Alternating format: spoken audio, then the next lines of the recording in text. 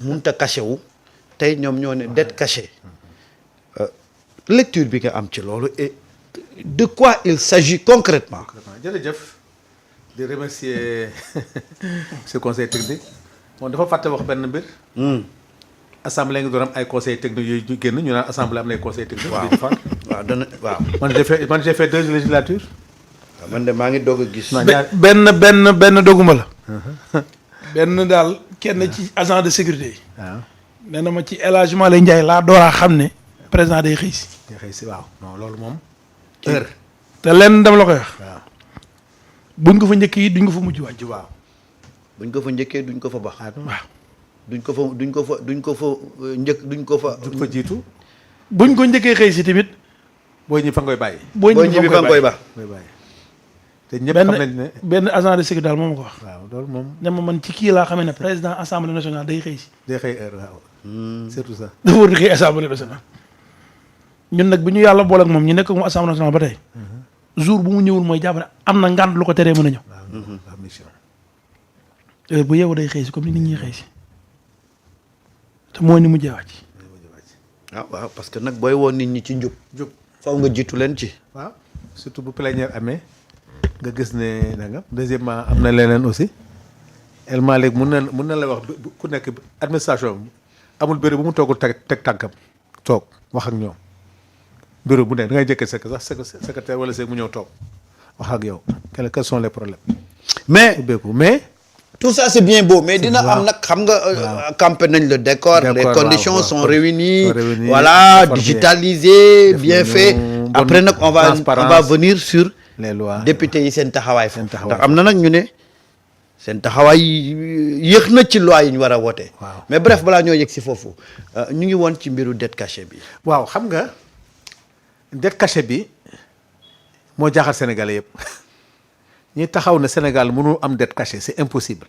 waaw tey ñoo xëy suba ne dette cachée am na ma jàngat benn jàngat. muy ban. bu ko gëmle Sénégalais ñun ñëpp ay sàcc la ñu. parce que ñoom nangu nañ leen léegi ñoom dette cachée mun na am kenn dool ba am na léegi nag naka nañuy wax sénégalais ñu nag ñi ñoo yem mais malheureusement nag ils ont été très nuls. jóge ci ay parlementaires c'est extrêmement grave. expliquer. te nag gis nga man dama gëm ne gars yi xamuñu. di nga Thierno Alassane ak Abdou Mbow. waaw gëm naa ne biñ koy wax xamuñu woon. xamuñu woon de xamu lu tax. ça c'est grave. le paradoxe xam mooy lan 15e législature mooy jàngal les anciens parlementaires le fonctionnement de l'Assemblée nationale.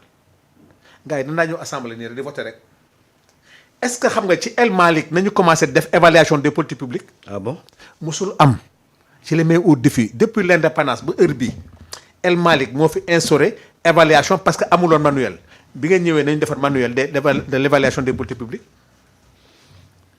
ku mos a def évaluation des politiques publiques am na mission boo deful te le fort de l'Assemblée c'est pas de voter des budgets mais c'est d'évaluer les politiques publiques nit ki di nga ko jox xaalis xanaa di nga xaalis bi nga voté jox ko nit xanaa di nga ko évaluer fi mu dugg ndax am na njëriñ wala amul njëriñ di nga voté ay loi la commission de délégation ne s'est jamais réunie tey ñu ngi évaluer loi yi. la commission de contrôle et de comptabilité ci àddina mosul réunion ci àddinaam ci El Malick la commencé tey ñuy wax dette cachée. waaw. mais Thierno Assane dafa fàtte moo Abdou Mbow ñun bu ñuy ñëw en 2024 Sénégalais yi il faut que ngeen xoolaat premier budget bi ñu indil dañ ne duñ ko voté. xam nga tax ñu duñ ko voté. lu tax du ngeen ko. mais mënuñoo voté budget boo amul comme loi de règlement. ah bon. jox naa la xaalis en 2025 2024 2023 bon pour jël année normale on est venu en 2022. loi de règlement 2019 2020 2021 amul.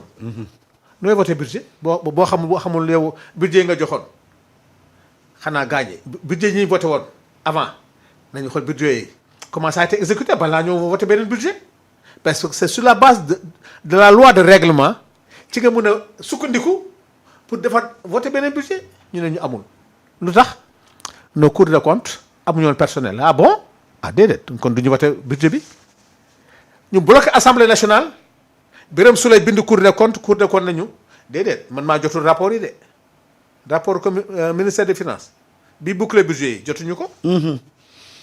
en l'espace de 6 mois. waaw nañu dajale lépp jox ko cour des comptes ñu rapport yi ndek ne nag dette cachée bi. mooy 2019 2020 2021. kon dette cachée mën na am. mën na dañ ko nëbb assemblée. alors ci lan lañ sukkandiku. ba ne c'est une dette cachée. léegi nag ñoom Abdou Mbow ak ñoom Thierno Alassane ñoom assemblée moo dans la loi des finances. ci article 12 loi des finances moo wax ne budget gouvernement buy defar budget la partie dette. partie dette bi assemblée moo koy autorisé te le montant doit être précis.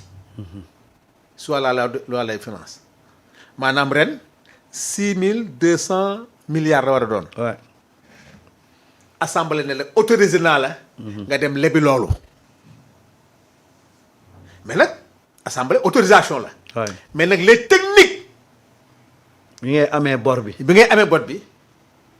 loolu techniciens yi ñoo xam façon sollicitation yi mën a def pour mën a am ces dettes. waaw mun na nekk emprunt mun na nekk appel à l'épargne mun na nekk lu ne donc le ministre ñëw toog assemblée wax possibilité yi am yépp pour mun a faire face à cette dette qui est autorisée. parce que am nañu contrainte budgétaire boo xam ne tey FMI Banque mondiale jusqu'à ce jour tey on a des difficultés pour avoir accès à leur marché. mais nag am nañu ay techniques de sollicitation pour recourir à cette dette. ñu expliqué ko assemblée yëpp di ko dégg. mu leer nañ. kon leer na woon ci député yëpp. boo demee page 31 c'est bien inscrit que l'Assemblée nationale a autorisé le gouvernement sénégalais à contracter une dette de 6200 milliards. ok muy benn ministre explique ko beneen balaa nga wax dette cachée il faut que le budget soit clôturé. ah waaw. nga xam luy nëbb te budget clôturé guñ ko yaa ngi ci premier trimestre xam nga dette cachée noo koy xamee. waaw. assemblée nationale bu wotee budget ba pare ba ñu clôturé au 31 décembre. le budget ba ñu yóbbu ko cour des comptes ba cour des comptes xool lépp ne attention assemblée nationale kat yéen autorisé nga woon gouvernement bi à contracter 6200 milliards. voilà. mais gis nañu. beneen 1200 milliards mais gis nañ ne am na LFR am na loi de règlement boo xam ne. indi nañ ko assemblée effectivement dugal ngeen ko ci. donc toutes les dettes mu ngi ci loi de règlement bi. ok bu ko regee député bi buñ ko indee bu Cour des comptes indee mu xool suivant les recommandations de la Cour des comptes ñun li ñu autorisé woon assemblée ak gouvernement bi li mu leb bu dee am na lu ci yokk est-ce que li ci yokk dugal na ko ci loi de règlement bi. bu ko regee ñu ne kon bor bi yépp wax dëgg yàlla nit ñu ko ni autorisation bi leen joxoon mu ngi ci mais yow budget bu ñu clôturé wul nooy xamee dette bu ñu caché muy benn deuxièmement yaa ko autorisé te ñun gouvernement bi eggagul ci 6200 milliards yi mais dette yi dañoo c'est-à-dire daawuñu lire budget yi ba pare li daloon Abdou Mbow ci eurobond yi moo ko dalaat. kon daal da nga jàpp ne ñàkk xam la parce que tey kon du ci def plateau ci ñoom invité la fi plateau ñu ñëw c'est que en vérité du ñëw daf ko wax du ñëw en commission te commission technicité bi foofu la. mais yow tu peux avoir un médecin à l'Assemblée il n'est pas financier bu toogul déglu mais lire budget gën a jafe ci député mu ne 2 mandats 3 mandats du mun a lire budget boo du dem séminaire yi. ñun ñoom sogg gis nga Yewwi Askan Wi dañoo am benn chance Ousmane Sonko avait mis à notre disposition des financiers c'est-à-dire tous les mois ñuy fay ñuy capacité pour la conception pour comment lire un budget di nga gis député bu lève 1 mandat 2 mandats 3 mandats il ne peut pas lire un budget ils ne savent même pas dans la nomenclature budgétaire ak kii boobu chapitre boobu fu mu nekk moo tax ma ne la ñoom Abdou Mbow kenn dootul génnati wax tey maa la ko wax. nañ ñëw débat contradictoire neex na te Thierno Assane ñëw débat contradictoire pour wax na luy quand même det caché la ci olof mooy bor bu ñu nëbb mais yow assemblée yaa ko autorisé technicien bi dem nag léegi dem uti bor boobu naka na ko utee technique bi mu employé pour am ko yow loolu du sa métier. te médecin bi boo ko autorisé ne ko pour la santé oculaire je t'autorise 100 millions pour la santé oculaire mais moom moo xam yan matériel lay jëm jëndi. moo xam fu muy jaar naka lay def yow li la amal solo mooy que dans la rubrique santé oculaire bu ñu indi la loi de règlement ñu gis ne les 100 millions ont été dépensés dans le cadre de la santé oculaire. donc ñun assemblée li ñu am solo mooy li ñu autorisé gouvernement bi. est-ce que gouvernement bi daf ko dépassé wala dépassé wu ko te loolu yaa ngi koy door a xam bu ñu clôturer budget bi te beneen bi mooy le fait que Cheikh Diba toog biir assemblée expliquer technique yi il a bien expliqué les techniques de sollicitation de cette dette ay swap ay appel à l'épargne ay diaspora bond loolu yëpp mais gàcce benn xam nga loolu yëpp mooy tey nangu nga ne réew mi dañoo war a leb pour fay bor yi gars ñi dañoo accepter loo xam ne dañu ko wàccu woon. tey bor boobu ñuy leb pour lan la du pour fay ay bor tey ils acceptent même pour dire que ñun suñu plan de redressement li ñu koy defee sax baaxul mooy réew mi yàq nañ ko sàcc na mais ni ngeen koy jubbantee baaxul c'est que ñoom nee na ñun presse bi ni ñu koy jubbantee baaxul ñu ngi laaj population bu leen joxe c'est que en vérité c'est que des fois doo comprendre c'est gars ñi dañuy weer seen bopp. mais doyen li ngay wax nii c'est grave ah. mais extrêmement grave ñu ngi weer seen bopp parce que tey d'accord nañu dañoo war a fay bor amul kenn ku la wax ne amuñu bor mais ñun xam nga la mooy défaite bi. gars yi dañ doon xaar mars Sénégal bañ a fay boram parce que ñoom système de financement yi ñu doon am pour éponger les dettes gis nañ ne toutes les portes étaient fermées pour le Sénégal ba duñu mën a fay. gars yi am fu leen war a ndomb mooy. la main de Dieu. mosuñu yaakaar ne Sénégal jaar na ci ay TRS pour éponger la dette affaire bett leen nag comment le Sénégal a réussi beneen bi mooy FMI ñëw na. FMI ñëw na ñu ngi fi. waaw di waxtaan ak ñun. ñu ngi fi présentement. lan moo tax ñu reporté commission bi xam maa ngi dégg Thierno Assane woy dañoo daw moo tax ñu mais tey souveraineté boobu gis nañ ne Sénégal lu mu dugg génn ci. gars yi ne kon kaa leen toog waxtaan. ils sont venus. waa FMI ñu ngi fi. ñu ngi fi maintenant pour waxtaan ñun xam nañ léegi li ñu yaakaaroon Sénégal du ci génn Sénégal am na solution te nag li ñuy moytu mooy pays africains yi topp yoonu Sénégal dekk na ñun mun nañu liggéeyal suñu réew génn ci te duñ dugg ci benn programme FMI bu ñuy indi ay coono ay manque de subvention. cela veut dire que ne danger bi Sénégal a ngi wane yoonu souveraineté. pour dire que ces gestions financières là c'est des fonctionnaires comme monsieur le conseiller technique tey ñu xëy ko affecté ko banque mondiale wala affecté ko feneen ak feneen muy fonctionnaire ndax ñoo jàng suñu fonctionnaires yi. ñoom Cheikh Diba ak ñeneen ñooñu ñoo fi jóge tey di dem dans ces gestions financières ay fonctionnaires la comme ñun comme ñëpp donc Sénégal am nañu xarañ ñoo xam ne tey. waay incha allah suñu borom dañ ciy génn te tey. li ñu yaakaaroon li gënoon a jafe c'était le mois de mars 15 milliards nga war ko fay par jour 15 milliards par jour.